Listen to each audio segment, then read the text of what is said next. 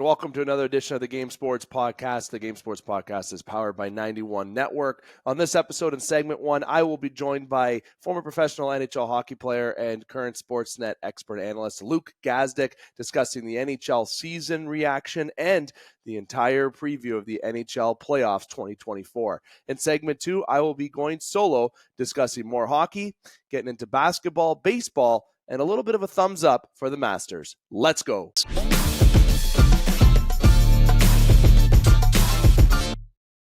Booyah, and it's time for the Game Sports Podcast. It is your host, David McCaig Jr. And hoof, what an episode we have planned for you here on the game today. And it is Hockey Invaded for obvious reasons. If you don't know, I don't know what to tell you. Or if you don't know why, I also don't know what to tell you.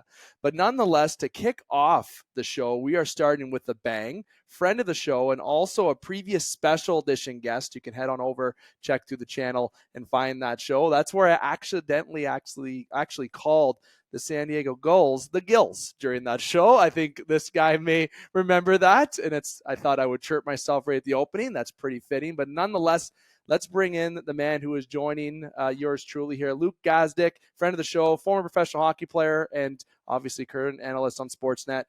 Luke, how's it going, my friend? Good, buddy. And yes, I do remember the Gills. That's good stuff, man. Thanks for having me. Good to be back, man. It's been a fun year, and yeah, I appreciate it, man. Yeah, honestly, it's great. I love the Gazdic jersey in the background. Analyst of the show, Dane Hanshaw, is a big Oilers fan, and he was actually upset to learn that he couldn't come on this segment. He wanted to, but he was unable to because he wanted to talk to you and get to me and talk a little bit of time with the Edmonton Oilers, because obviously we're going to be chatting about the Oilers as the playoffs gets underway. But it's great to have you back on, and we talked about the stories and everything at that point, and I still get chirped from Brendan Brooks about the Gills. So maybe that'll be a new name one day. I don't know. If someone's looking to name their team, they can check that out. Maybe let me know what they think, or let Gazer know. But anyway, I know you and I, last time we chatted was at a friend of ours, Stag, Zach Turquato. That's how we ended up getting acquainted, is through Torque, who's had a good career overseas, obviously, and into the player coach type thing, like the Jackie Moon, I guess you can say, jokes aside. And I won a watch at his Stag and Doe, and it was actually you that generously donated that, and I didn't wear it. I feel like a fool because I feel like I should be wearing it, especially with you on. But I can tell you, and you can ask my wife, I wear it pretty often because it's pretty awesome. And speaking of awesome, you've had quite the year. Obviously, you have your own stuff going on. You got Sportsnet going on. I hear your voice echoing through my house. It's like what I've told Kelly before when he's been on the show. And it's like, I know that guy. I'm texting this guy. I know this guy. Tell us, since we've had you on last, obviously you've had the transition into the broadcasting world. Share everything that you're doing and how this whole year went for you. Yeah, it's been wild, man. When I finished playing hockey, I wasn't too sure what I wanted to do and what I wanted to get into. And I think people ask me this story all the time of how I started with Sportsnet. And it was just a cold call. I was up at the lake, at my cottage, and I got a call from the president of hockey at Sportsnet asking if I wanted to do some Oiler games.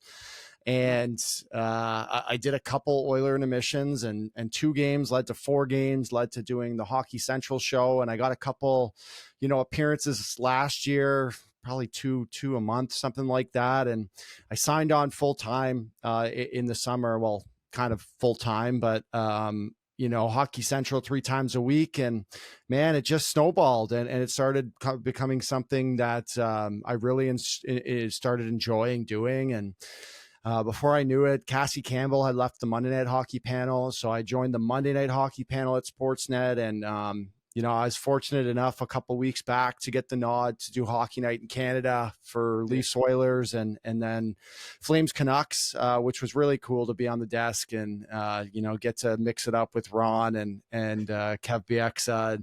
just a really cool experience, man. So, this analyst thing has kind of taken off more than I thought, and people are enjoying the commentary. And I try to keep it light and honest and organic, and share experiences from my playing career, but also some of the knowledge that I picked up, and decided to start a podcast too on the side, which I did this summer. We're 18 episodes in now. I have a couple playoff previews dropping on Saturday.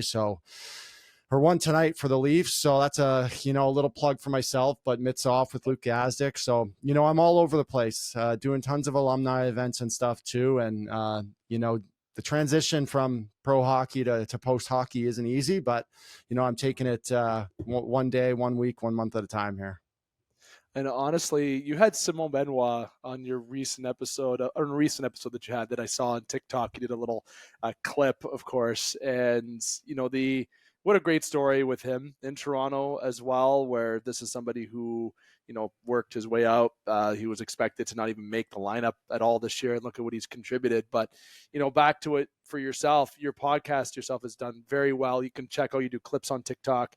You have, obviously, your uploads that you can check out on all platforms as well. So the Sportsnet gig, though, I'll say that, I always say when BX is on the television, boy, does that guy dress to impress. That guy suits. But I'm not going to lie, when yourself and even Kelly is up there, I'm not going to give Ron any credit, even though have never really met Ron. Just when he's beside BX, yourself, and Kelly, it's almost like, okay, you guys are very sharply dressed, and you guys are absolute beauties up there. The way you said it, it's the facts. It's the way you're not trying to be funny. You're not trying to entertain. You're honestly being yourselves. I have never also got the chance to meet Kevin. I've got to meet Kelly, of course, but I've been told from people that Kevin is almost the way that he is on the air.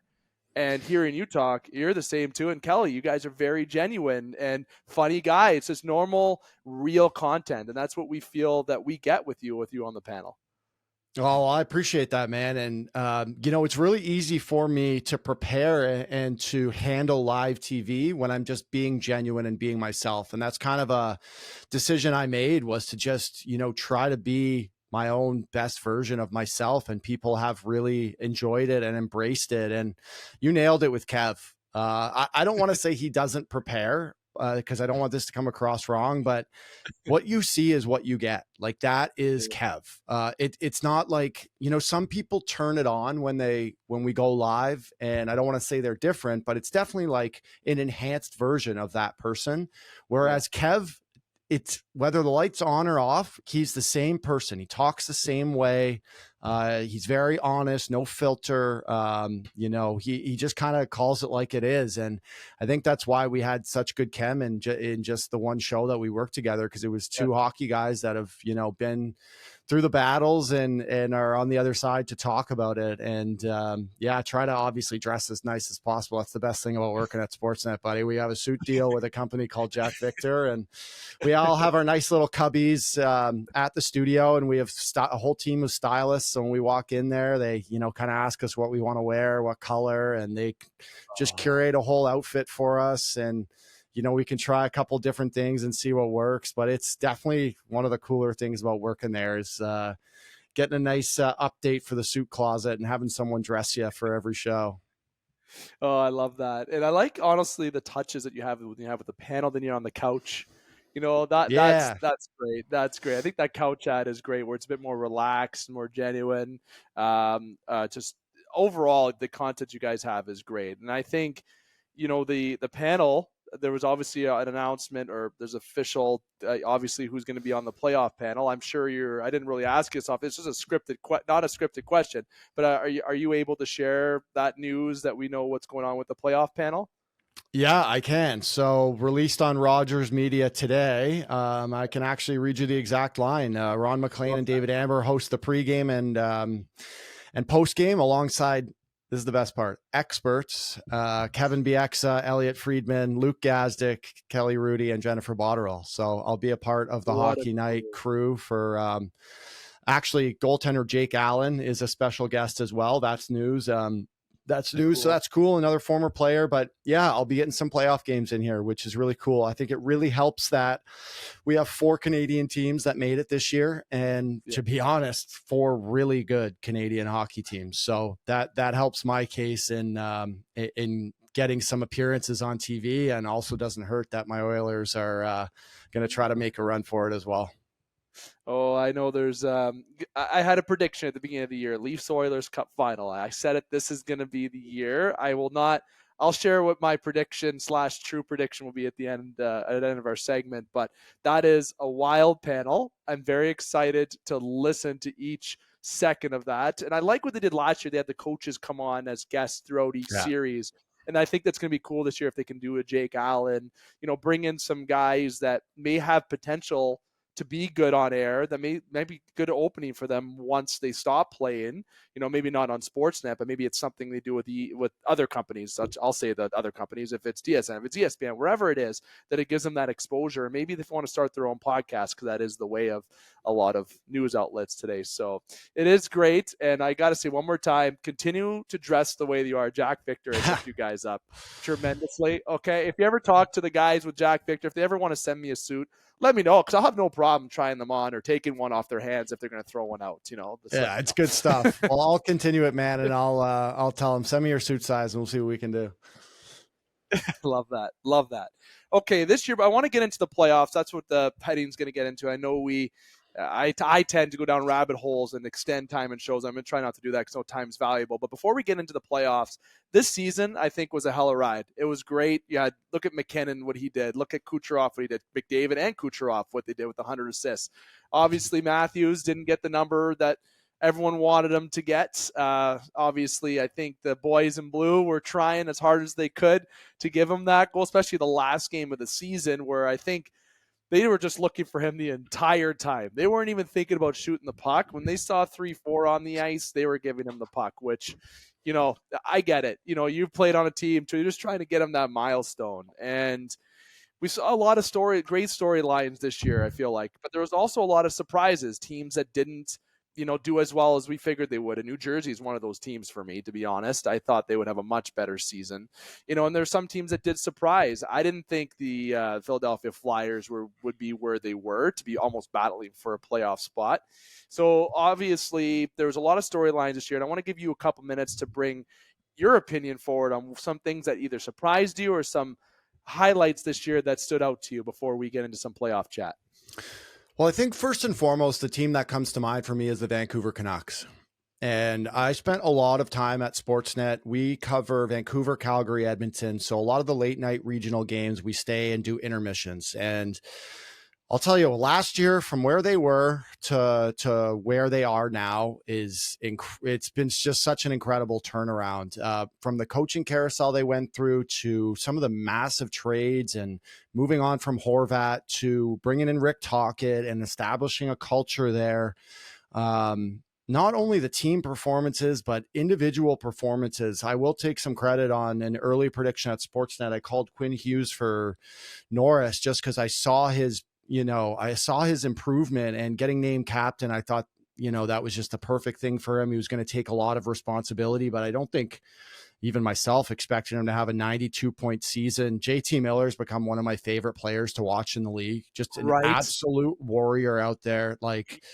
Absolutely goes to battle every night, kills penalties, plays power play. Guy ends with 103 points.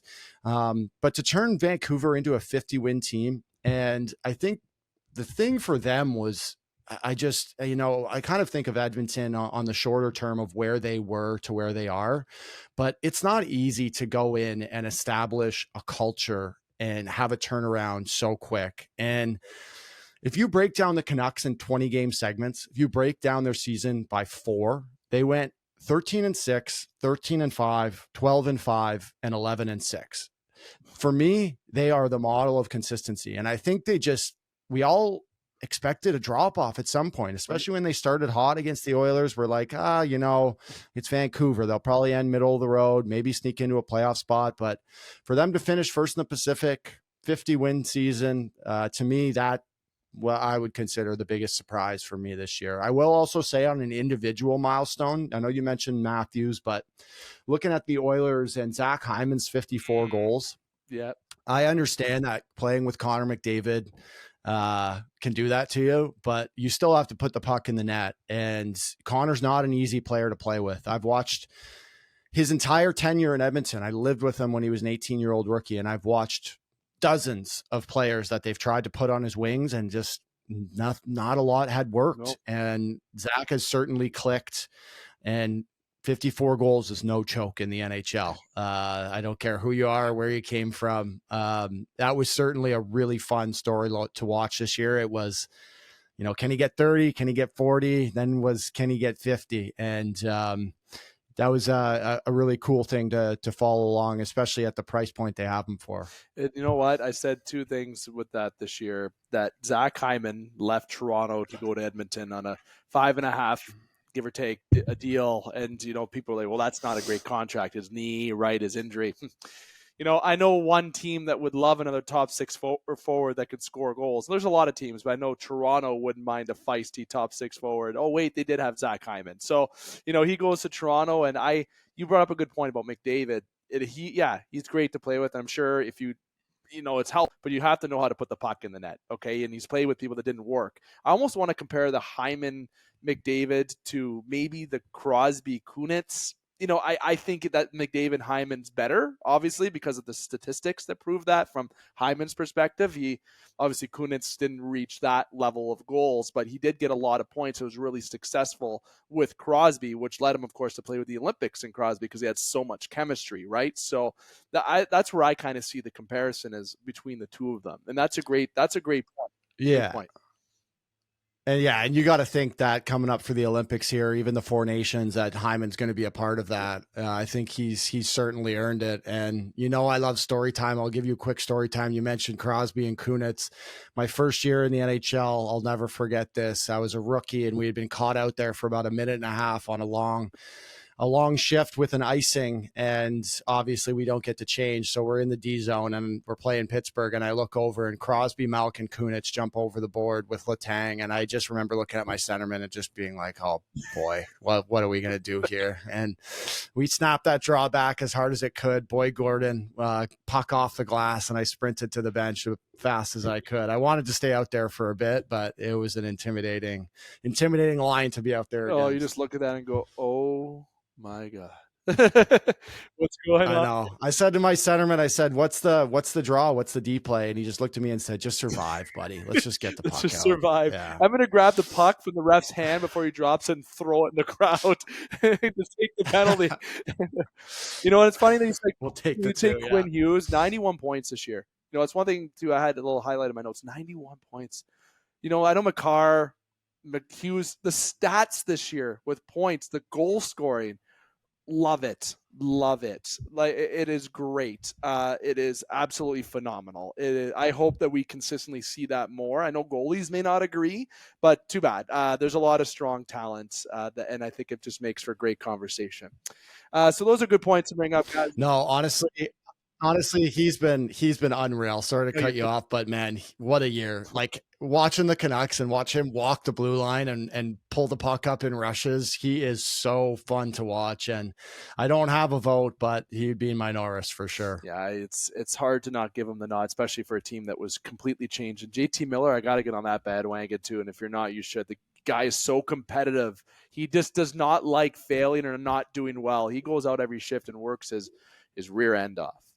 Now, guys, I know he does. Now, I know we're starting to flirt with that extra time a little bit here. So I'll get into the Stanley Cup playoffs because I know that's what we want to get into. And it's here. It's stressful time for all the teams that you cheer for, whoever you cheer for. It's a little bit extra, I think, for Leaf fans. I think everyone should give Leaf fans that point. They're a little bit more stressed during this time, okay? It's challenging. Heck, the Leafs win round 1 last year, and it's like they won the Stanley Cup, okay? The world stopped. TikTok flipped over. I know I celebrated at my friend's house and got jumped on. We had a big mob pit. It's like they won the Stanley Cup that first round, okay? Only to lose in 5 to the Florida Panthers, to lose to the Florida Panthers. So, nonetheless, the playoffs this year, guys, I wanted to I'm going to give my predictions in a bit more detail towards the end in the next segment. I'm okay to share, obviously, what I think predictions are in this segment too, so we kind of go back and forth. But I'm going to get into predictions for each round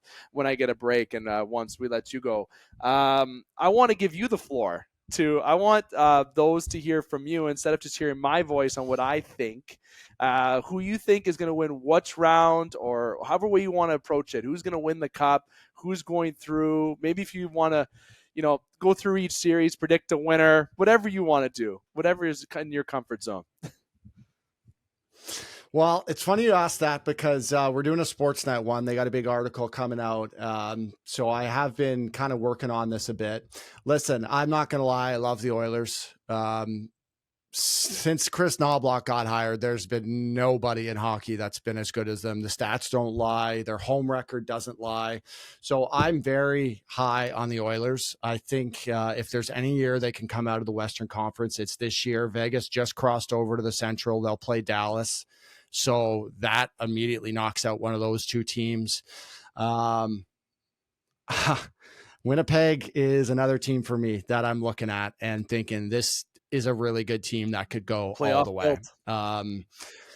They are built for the playoffs and they are built to win. So the way I have it working out right now is Edmonton over LA. I think Vancouver will end up playing Edmonton. Dallas, think gets by Vegas. Winnipeg gets by Colorado. I think the conference final to me looks like Winnipeg, Edmonton. Would that ever be cool? Yes. Coming out of the East, I think I am very high on Carolina. So no matter what happens on that other side, I think the Canes make the conference final. And I really hope the Leafs meet them there. From there, I don't know truly if they can beat Carolina. Carolina top to bottom, their depth, their speed, their systems, bringing in Jake Ensel at the deadline, that it's a really good hockey team. I don't want to discount anything from Florida and the Panthers. I think they're going to be a tough out, but I don't know if they're even going to make it past Tampa. I have a weird feeling about Tampa. Yes, same as last year with Boston, Florida. I had people tell me they have a weird feeling about it, and look what happened. Yeah. It can be the same way. They've just been so good the last quarter of the season. Playoff Vasilevsky, is going to show up. Cooch, Point, Hedman, Stamkos, they still have the core of guys. So I just don't know what's going to happen in that Battle of Florida. But I think my Stanley Cup final looks like Edmonton, Carolina. As much as I want it to be Edmonton, Toronto, that would be the coolest thing ever. But I eventually have Edmonton over Carolina in 6 for the Cup. But I really do like the Hurricanes, and I think if there's any year the Oilers can come out of the West, it's this year. So the Oilers get revenge from the 06 Stanley Cup Finals in a series. 06 rematch. A series that they should have won if Dwayne Rolison didn't go down. No offense to the other attendees that were there, but Rolison doesn't get hurt by Andrew Ladd. In that series, The Oilers would have won the Stanley Cup. That was the Cinderella year. And I know Dane, obviously an analyst on the show, big Oiler fan, says he wants Andrew Ladd on this podcast more than anything. And I don't think I'll let him come on that show because I don't think Andrew would want to stay long. But jokes aside, I would love to see that rematch. And you bring up a good point about how it's hard to pick Carolina. I have a way of trying to say it on the show where it's going to be Toronto, Carolina in the conference final as well. And then my way of saying it without trying to jinx Toronto not winning, because I am a Toronto fan, pretty self-explanatory, is the winner of that series will win the Cup. That's kind of how I'm saying it without overall trying to hint that I think Toronto could beat Carolina, because truly, I don't think they can. I just don't think so. And the way... Yeah, they're just built to win too, man. They're just built to win. And the way I worded it is the Toronto curse, right? I said if Toronto is going to win the Cup, though, I said it has to go this way. They have to beat Boston in the first round. That's slaying that dragon, slaying that curse. That's number one. Number 2, I did say at the beginning of the year, and anyone can go back and play the first clip of the season preview. I said if they're going to win the Cup, so that win the first round's Boston, second round is Florida. The reason why I said they have to beat Florida is because that's who beat them last year. Then Florida made the Cup final. That was just my rationale. The other team I was thinking was Philly when they last beat them in 2004 when they made the playoffs, but Florida just made more sense to say at that time. Then the third team that they would have to beat to help end the curse is Carolina in the conference final, because who did Toronto play in the conference finals back in 2002? Was Carolina, before Carolina moved on to play Detroit in the Cup finals. And then, of course, the last time Toronto made the Cup finals, they won. So I said if they're going to make the Cup finals, they're going to win anyways, because that would slay all the curses up to that point. So I'll say it here on the show with you, what I want and hope for. In terms of prediction, I'll say something else.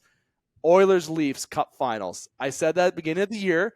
I said that since day one. I'm not going to change it. It's like Elliot Friedman said, and I know he said on the panel, he picked the Oilers to win at the beginning of the year. And even when they were 2-12 or 2-10 or whatever they were, he didn't change his pick. And good thing he didn't, because it's a pretty good pick right now. I think this is the year where the Oilers play the Leafs. That's my prediction. And I think the Leafs win it this year. I have a feeling, but that's my prediction to say here. Now, if you want my betting pick, Carolina is probably someone you should highlight. That's all I'm going to say, because it's hard to go against a team. But as a host of a show, you got to try to be as honest as you can. I think you can't turn away from Carolina.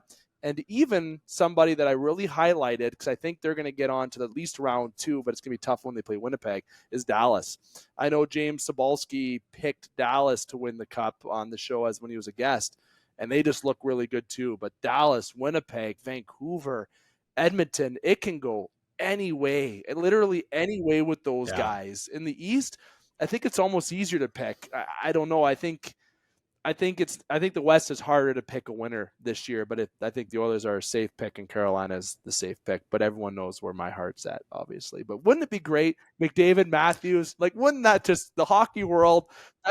Wild. It'd be the best thing ever. It would be the best thing ever. Honestly, it's the two teams that are the closest to my heart. I obviously grew up here in Toronto, born and raised Leaf fan, and was fortunate enough to spend 3 years in Edmonton. So I'm actually going back there. I'll be there for game 2 versus LA. And I like to go back and be in that city, have a lot of close ties there. So that would just be the coolest thing ever. But you're right, man. When I look at contenders and I write down contenders and teams that I think could win the Stanley Cup this year, outside of like Washington and Nashville, like you could make a case for upwards of 10 to 12 teams for me. Honestly, you could say, you could say a number of different teams in the West. And I'm glad you mentioned Dallas, because they are an absolute wagon. I think they had 8 20-goal scorers. They have no problem scoring goals. Jake Ottinger is a freak in net. And it's definitely another team that if they end up winning, it makes a lot of sense. I just feel like some of the easy series is New York, Washington. That's so easy to pick. I'm sorry, Washington fans, but I think if you see 5 years, Washington fans should be kissing their Washington jerseys. I don't know, because I think that's probably one of the sweeps that I see. I think the Islanders, Carolina is a little bit of a trap for Carolina, because the Islanders can have that structure of Waugh behind the bench. I think they might steal one game, but no more than one. And I just think Edmonton's going to steamroll LA. I don't think LA. They have Kopitar, Doughty. They got the guys. I just don't think they win more than one game. So I think there's going to be a couple easy series, and I think Nashville, Vancouver, that might go 6. How good Vancouver is, I think Nashville can't be discredited. But honestly, the most entertaining series is going to be, we all know what I'm going to say for bias, it's going to be between the 2 teams in the East. Florida, Tampa, that's going the distance, that series. And so is Boston, Toronto. You know, it has to go 7. It has to. It's just the story, right? It's funny, man. You got a lot of these things that you're saying I got written down. I got Tampa over Florida in 7. I got Vancouver over Nashville in 6. I got Carolina over the Islanders. I have 6 written down right now, but I think if the Islanders had played the Rangers, I think they would have had a shot at winning that series. I just don't think they line up against the Hurricanes not as well. Like they're President's Trophy winners? Are they one of the worst President's Trophy? Yeah, exactly. Frauds. Are these the worst President's Trophies that we've seen? Like, I think if they go against they got incredible goaltending. Yeah. They got incredible goaltending. They can score goals, but they have no depth. I mean, I'm an analyst. I'm supposed to know why they won the President's Trophy, but I don't know how they did it.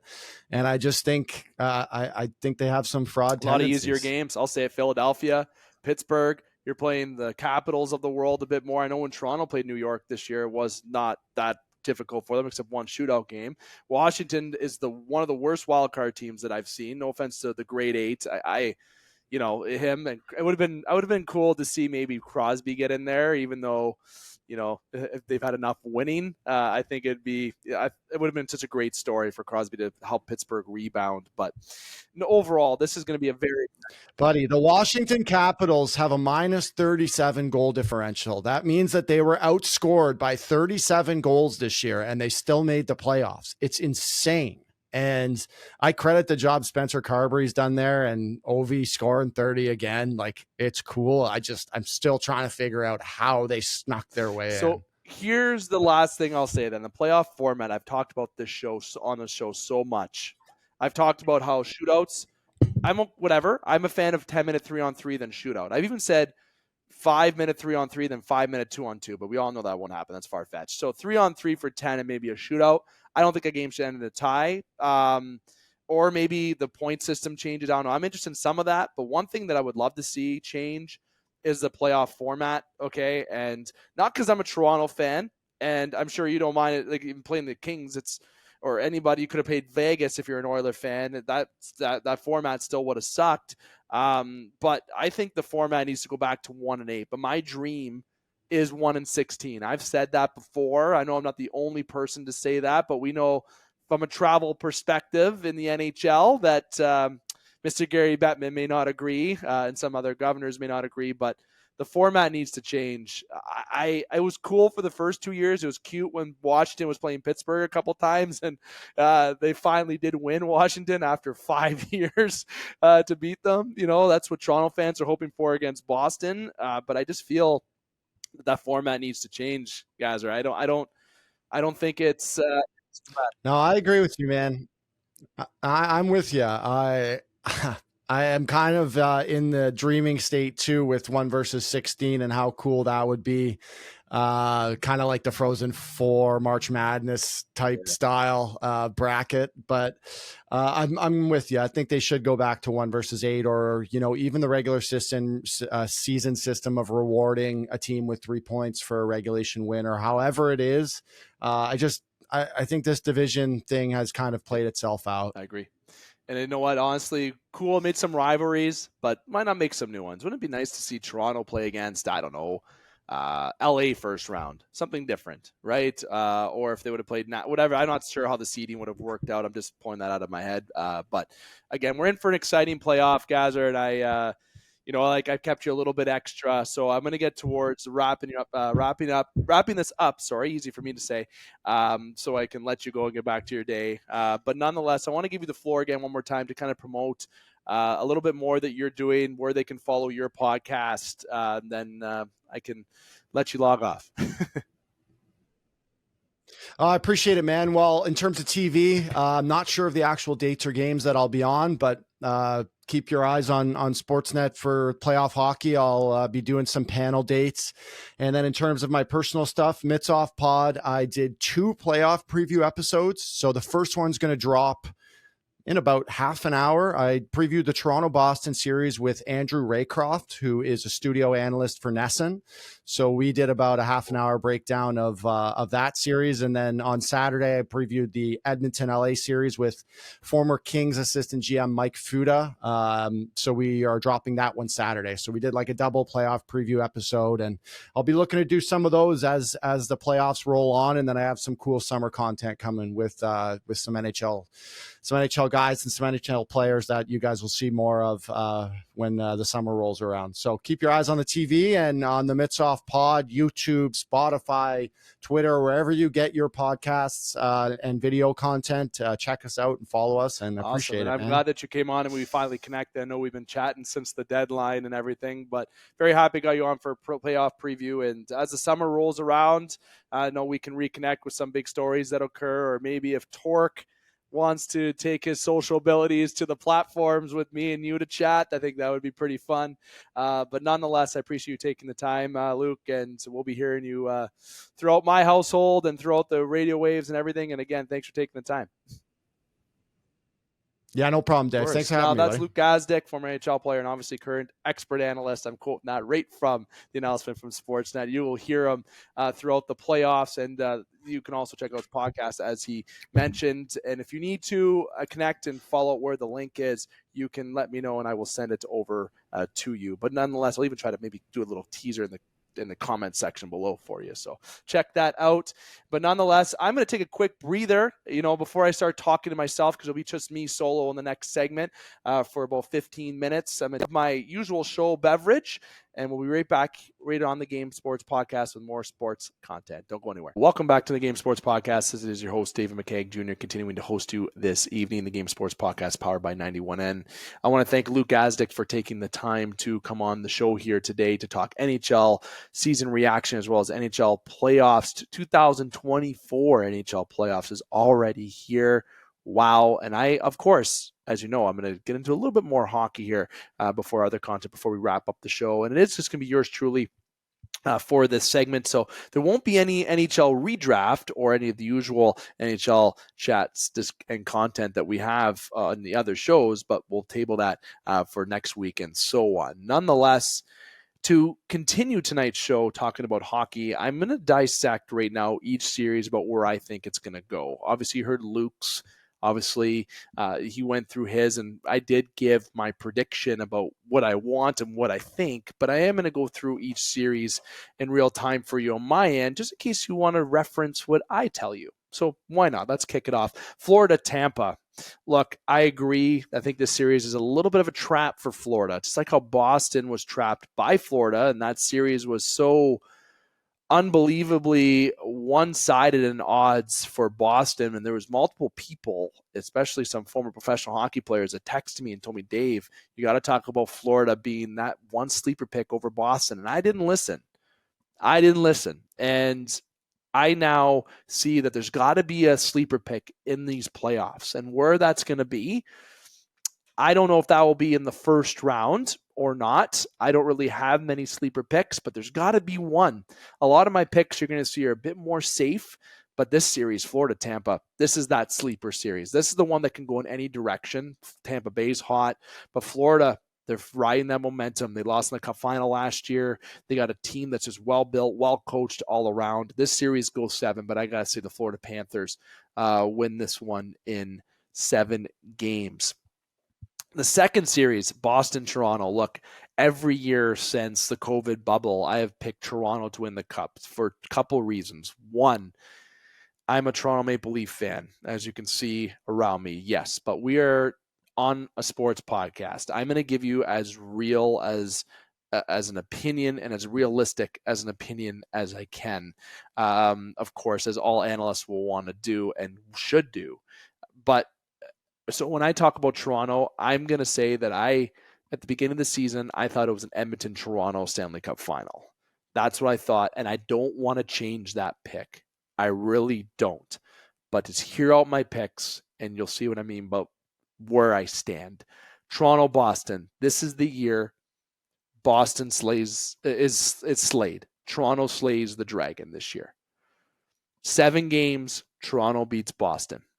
There it is. I won't get into much more. And surprise players in this round that are going to stand out that people may not think. Nick Robertson. Obviously, Max Domi isn't someone that wouldn't be a surprise anymore, but I'm going to say Nick Robertson and Jake McCabe. Those are the 2 guys that I think are going to make a big impact in the series. And thirdly, Samsonov. I kind of just feel like he's had a couple struggles last few weeks, collected his game. I think he's going to maybe out-duel Swayman. My honest opinion. Nick, the New York Rangers, Washington Capitals, I don't even want to get into this too much. It's going to be a sweep by the Rangers, okay? Washington ain't winning a game. Carolina, New York, I'm going to pick Carolina in 5 games in that series. So continuing in the East, you got Florida, Toronto. Look, as I look at Florida and as I look at Carolina, those are teams in the East that should be marked as favorites, and rightfully so. This is just the way that I honestly think it would go in a series. If they go back and forth, I think there's a little bit of history here where Toronto and Florida would have a great 7-game series. It goes another 7 games for Toronto because it's never easy. and they remember their demons from last year, and Toronto moves on and beats the Florida Panthers in 7. Carolina, New York. Carolina's winning that, and hold your breath, 5. Carolina will beat the New York Rangers in 5. And the conference final is Toronto, Carolina. Okay, if you listened to the previous segment, you knew how I was going to say this. So I'm going to say it one more time. I will predict Toronto and show that belief in Toronto because I believe they do have a Stanley Cup roster. It's just a matter of coming together. But I do think Carolina is the better team. Take that how you will. I am picking Toronto to win that in 6. Yes, I said it, 6 to go on to the Stanley Cup Finals. The West, Dallas, Vegas. Dallas is winning that series in 5. Sorry, Vegas. See you later. Cheat all you want. Not happening. Winnipeg, Colorado. I'm picking Winnipeg in 6. Winnipeg just looks good. I think Colorado's just going to have a first-round exit this year. Winnipeg's built for the playoffs, and Hellebuck's going to enter God mode. Vancouver and Nashville. Vancouver's winning this in 6. Nashville's hot, but Vancouver is not going to show that they're duds. They're going to go on to the second round. Edmonton, LA. The Edmonton Oilers will win this series in 5. Yes, it'll be an easier series for McDavid and company. Dallas, Winnipeg. Look, Dallas is a wagon this year. And as Luke said, the exact same terms. They are a wagon. Dallas will beat Winnipeg in 7. In a heartbreaking overtime loss, Dallas will beat Winnipeg. And I know I have some friends that listen from Winnipeg and will tune in. It's just Dallas, the way they are with Ottinger, and I think has a chance I'll do a Hellebuck. It's just the way that team is built. They're a goal-scoring machine, and when this team gets rolling in the offensive zone, they're hard to contain, despite how Winnipeg is built for the playoffs. I think Dallas is the team that will be the one to come on top. But Winnipeg's time is coming. Vancouver, Edmonton. Vancouver, please don't have any riots. Edmonton is winning the series in 7 in one of the most exciting playoff series that we will see this year. It is going to be unbelievable. The fans of Vancouver are going to be wild. It's going to be a very fast-paced game. Stuart Skinner's going to have to try to outduel Demko, but I don't think it's going to be a goaltending duel. I think it's going to be offensively generated with McDavid, Draisaitl, and you got Quinn Hughes, JT Miller, and the crew. The Edmonton Oilers will walk away in this series. Dallas, Edmonton. Edmonton will win this in 6. Vancouver's a tougher challenge than Dallas, in my opinion. Despite how I say they're a wagon, I think Vancouver's tougher. And I think Dallas, the way that they play and the way Edmonton plays on that defensive/offensive game, and they have the ability to step it up and high momentum, and they've been in the Western Conference Final recently. They want a taste. We got Edmonton winning that series. Stanley Cup Final. Toronto Maple Leafs, Edmonton Oilers. The dream Stanley Cup final that the Game Sports podcast has been waiting for, as we are kind of divided. We got a lot of Leaf fans on this show. We got Red Wing fans, but we also have Edmonton Oilers fans. Okay, so this might cause a divide between the show, but this will be the year that McDavid goes against Austin Matthews in the Stanley Cup Finals, and the Toronto Maple Leafs will win this series in 6. The Leafs win the cup for the first time, breaking their curse. Yep, I'll say it. Chirp me below. Say whatever you want. Say that I'm biased, but this is the year. Now rewind about 4 minutes ago when I said predictions of what I had based on what I see in this playoffs and what I could recommend. Teams to highlight: Florida and Carolina, Winnipeg, Dallas. Those are 4 teams you should be highlighting. And I think if Toronto goes against Carolina in the conference final, how can they beat them? I'm putting out there my opinion that I think Toronto is good enough to win. That's how I truly do feel. But to give you a full expert opinion, as I say in quotations, the winner of the series between Carolina and Toronto, that is who will win the cup. If you're picking up what I'm putting down, you understand. Great playoff analysis for you there, as well as ensuring to eliminate all the biases, but also going by what I said since day one this year. This will be the year that we see Toronto and Edmonton in the Cup Finals, and who would be the best Stanley Cup Finals of all time.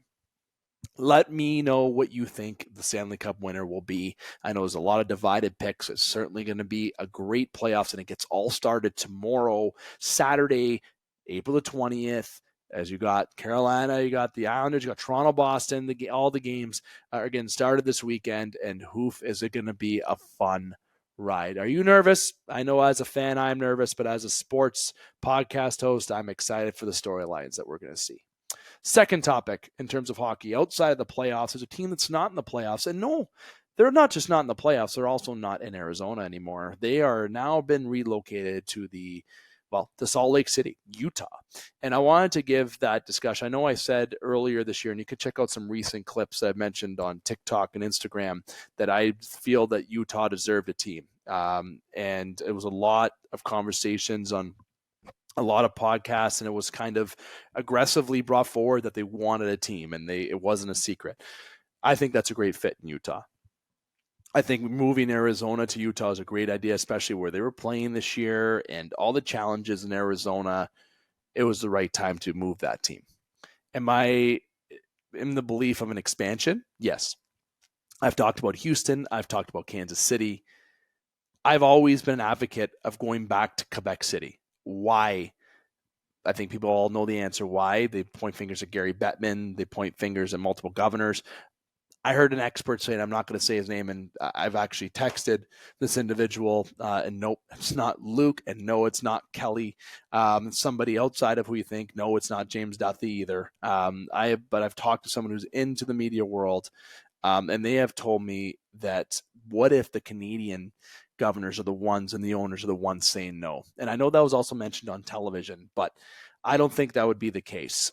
You know, I've always wanted to see a team back in Quebec, and I've always wanted to see a team back in Halifax, or sorry, not back in Halifax, put in Halifax. I think that'd be amazing. But if you have a team in Quebec, you're not going to see a team in Halifax. It would be vice versa, but I don't think you're going to see a team in Halifax, period.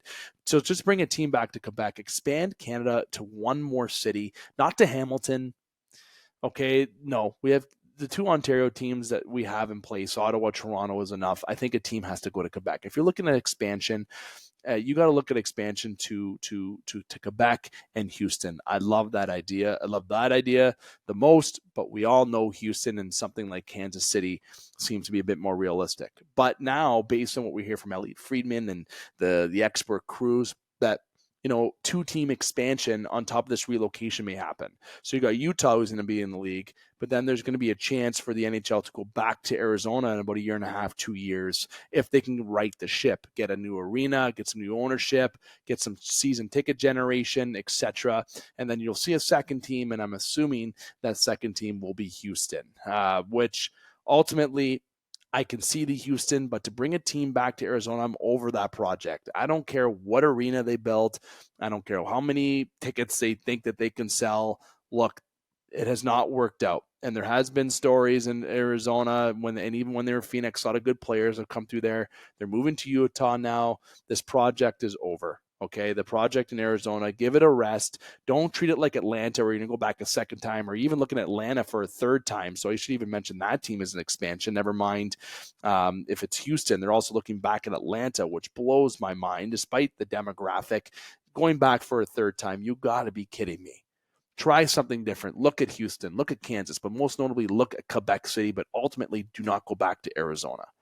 But I love seeing that a team's moving to Arizona, to Utah. I love that Arizona is moving on. I don't think they're in the right place to have a team right now, and I think the NHL is going to make more money, obviously, in Utah, and it's going to be a great change for National Hockey League. And it seems like they're going to be called the Utah Hockey Club, which, look, the NFL, the Washington Commanders, had done that before they were named the Commanders. There's been names that do that while they determine a name. But I would be a fan if they can get a name before the season starts. I think that would be a lot better. It almost makes it seem like they have this name because it's more of a trial run for 2 years in Utah. It's like they're waiting till they can ensure that it's going to be 100% permanent, not just in terms of what we hear right now.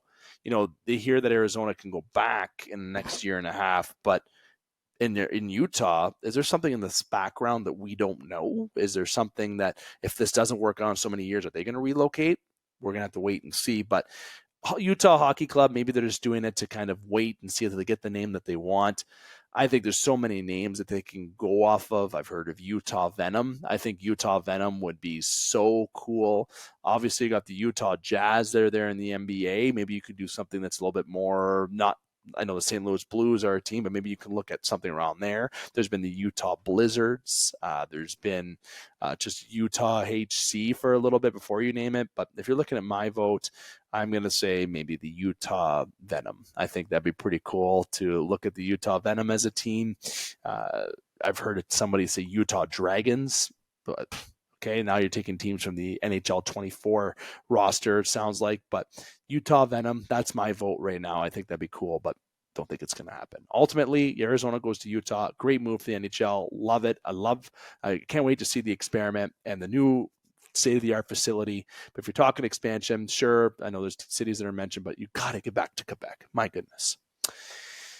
So that's going to do a hockey chat here. That's about almost 45 minutes of hockey content that we promised you. And we're only going to give you about 5 more minutes of other content here before I wrap up today's show. The NBA.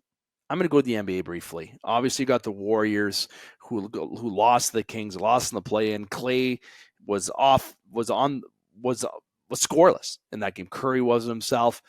They are pegging that the Warriors dynasty is over, and it is. It is over. But they've won so many in the past decade, just about 4 or so that they've won, and they've shown that they are a dynasty still in the past decade. It doesn't matter what story you want to write. This is a team that was well built and can be changed in one season. Clay and Draymond move on, even if with Andrew Wiggins there, Curry can persuade some talent to go to Golden State for 2 to 3 years, and this team is just back in the NBA Finals next year. So Clay doesn't look like he's re-signing. I think if I'm Golden State, you still have Curry who can put up some good numbers, and obviously him staying in Golden State, as I almost said San Francisco, same thing. That do you want to keep him or move him? I heard some people say move him. I saw comments, trade him, get some picks. No. Golden State is Steph Curry is Golden State. Golden State, Steph Curry. Steph is not going anywhere. I don't think they're going to do a full rebuild here. They're going to retool and they're going to try to compete. That's how it's going to go. But I think the run is over for Golden State. And you're going to start seeing the run of the Oklahoma City Thunder, baby. That's where you're going to start seeing Shea Gilgeous-Alexander. The guy is an absolute stud. He's Canadian. Got to love it. Honestly, as much as I'd like to see the Clippers win their first championship, let's look at their roster of guys that are on there, and that kind of changes my mind. I like the storylines of cities that haven't won, and Oklahoma City is one of those cities still. Obviously, Phoenix, a little bit lower of a finish this year. The Timberwolves have had such a great year. LeBron and the Lakers sneak in this year after defeating the Pelicans. They get the hard matchup though against the Nuggets. I find it very challenging to think that the East is going to beat the West this year. As good as the Celtics are, 64 wins this year, wild. They got a very competitive conference, so between a few teams, I think between themselves, the Knicks don't point out the Knicks in a negative way. Okay, the Knicks are good, and still do not count out the Bucks with Giannis Antetokounmpo. So I think the Celtics got to be that favorite team coming out of the playoffs there to be in the NBA Finals. And between the Nuggets and Thunder, it's going to be the Thunder going to the finals. I'm telling you right now, the Thunder are going to make it, and they're going to make some noise. They're going to be thunderous in that finals, and you're going to see the Thunder win the championship this year. You want my prediction? There it is. Shea Gilgeous-Alexander getting the MVP over Tatum and his Celtics in a very good, very entertaining NBA Finals, but I think the Thunder win this in 6. They win it on home court, and they get their first title, and it's going to be one of many. The next dynasty that you're going to see in basketball is Oklahoma City. The Thunder are here. The Thunder are going to win lots. Players are going to want to go there. They're going to be the team that wins at least 3 championships in the next 10 years, if not 4, if not 5, heck, if not 6. They got so many draft picks, so much capital. You can move those picks to get star players. They have the nucleus and core guys right now that's ran by Shea. This is a team that you got to watch. And this is when they traded Paul George, and you're looking at the picks that they got, the Clippers gave up a lot. And look at the picks that they have. And that was such smart asset management and GMing at the time, where you said, this team's not going to be good for a bit. So what? Look at all the picks that they accumulated and the drafts that they just struck gold on, and what they're still going to be able to do.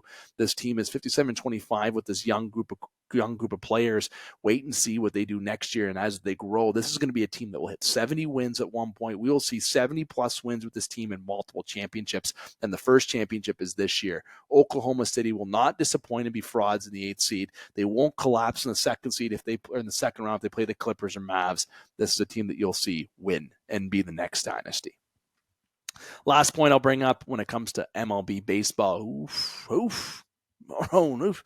The baseball season, it's so amazing how things can go. If you're Toronto and play New York at Yankee Stadium, you just have some struggles, and the Yankees come to Toronto, and you should have won more. You should have won the last game of the series against them, but you didn't. Your bullpen blew it.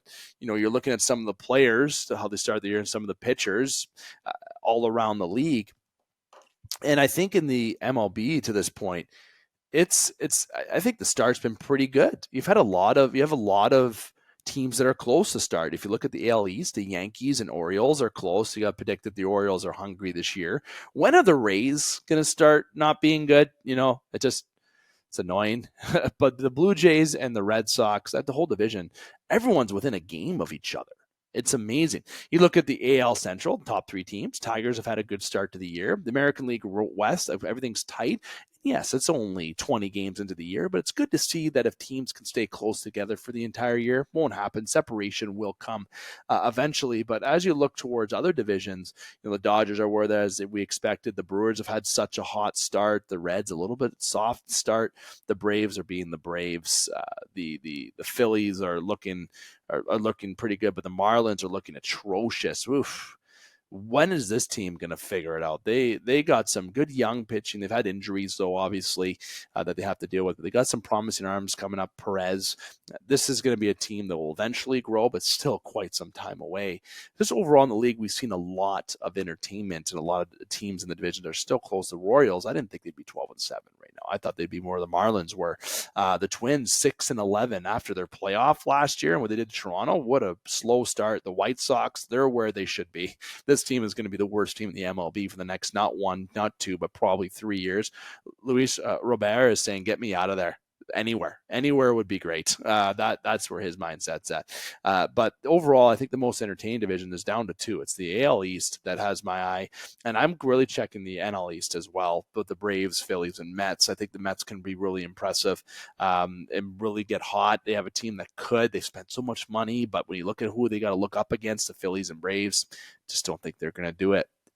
Not to break Mets fans' hearts, but that's my case. So my 1 point was to talk about the exciting season that I think it has been to this point. Teams that are close, some teams that are separating, but still a lot of time left. But I also want to give a little bit of love to the Mets as they kind of been rebounding from a slowish start at the beginning of the year, and they're starting to pick up a little bit.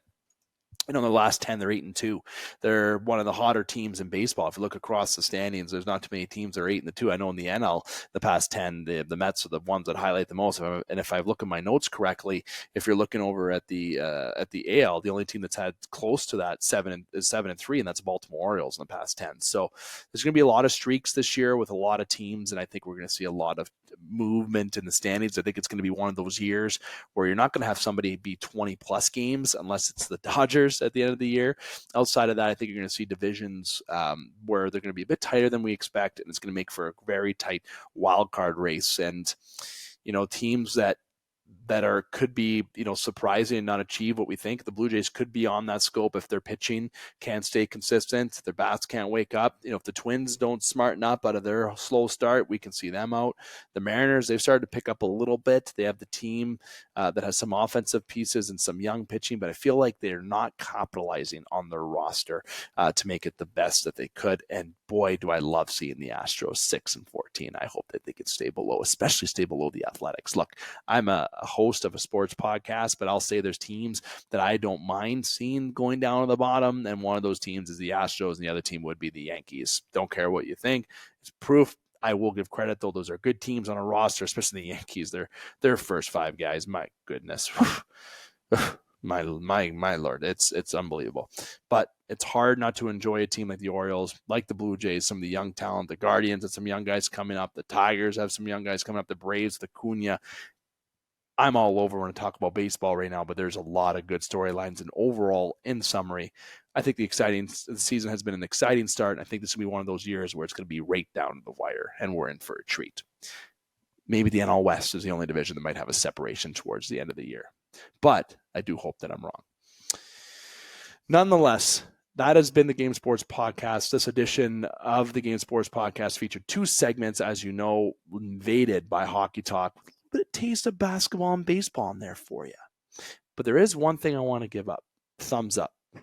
Scheffler with the Masters, thumbs up. I thought that was a great Masters this year. It went in a lot of people's direction as they felt would go. I thought this would maybe be Rory's year to win, but maybe I shouldn't be putting my hope into Rory. Thumbs up to the Masters. It was great to observe this year. It's always entertaining. And friend of the show, James Duffy, loves covering it there. And I know when I was playing in my end of the year hockey tournament, it was something that was up at the sports bar along with the hockey games that were meaningful games, and people were really invested into the Masters. Now, speaking of that, of course, yours truly and his hockey team, where you look at the last segment, I said I got walked because I played defense. Obviously, the hockey season is over for my team and in my league. We ended up not getting past the semis. But it was overall a good year, and I wanted to elaborate on something that I got walked. I got a couple text messages saying, why were you playing defense? People that know me that played hockey know that playing defense wasn't my position. I was forward. I was a winger and center. I'd rather like getting points, and my defensive game was, not where it should have been. But I did play defense, and it was fun, and you got to do what you got to do for the boys. But the team that I play for, the Waterbugs, a team that we were a little Cinderella story in the Mayors as we made the semis where no one thought that we would. We only won 3 games all year. Mind you, we had 5 guys show up a night. Everyone knows how that is. But hockey tournaments and men's league, how I played defense, I will ask that for you as about 4 people text me, and I appreciate the follow-ups on the episode. Very simple. I gave it a shot. I played 1 game good, and I stayed back there for had a couple good games. Then I got exposed. Oof. Did I ever get exposed? I got walked in a meaningless game, the last game of the round robin when we already made the semis, but I got walked 3 times, and I don't mean just walked. I mean dangled, and they went top jet. So that's why I was playing defense for a little bit because it was good, and then they realized that old Dave arrived in the chat and then played forward in the semis and didn't really contribute up there. Nonetheless, this has been the Game Sports Podcast that you've been listening to. We are on all platforms. Make sure you hit like, follow, and subscribe. I want to say thank you again to Luke Gazdic for taking the time to come on, talk NHL playoffs. What a great guy he is, and looking forward to hearing him on the Sportsnet playoff panel. Where else were you want to hear? Where else are you going to get that content from someone direct? Unless you go right to his podcast, of course, or maybe a few others. But we'd like that you tune in here. Make sure you like, follow, and subscribe. Again, 91N YouTube channel or any platform of the Game Sports Podcast to search the Game Sports Podcast, and you will find us on the audio if necessary too. Again, for the Game Sports Podcast, I want to say thank you for tuning in. We will be back next week with another news edition where we hope to have the NFL draft kind of preview and get into some more hockey points. At that point, we'll be about 3 or 4 games into the first round. I'm sure that'll be exciting, plus a redraft. But we will have a special edition coming up soon as well, as promised, that I discussed last week, Rod Black, which we plan to upload within the next week or so, which will be very exciting also. So again, thank you to Luke. Thank you to you, the listeners, for taking the time to join me again for the 3rd time, making sure I say thank you. Again, make sure you like, follow, and subscribe. And until next time, I'm here to remind you, on behalf of the Game Sports Podcast, host David McCaig, I'm here to remind you, keep your stick on the ice, swing your bats, catch your touchdowns, drain your threes, and shoot your shots. Booyah.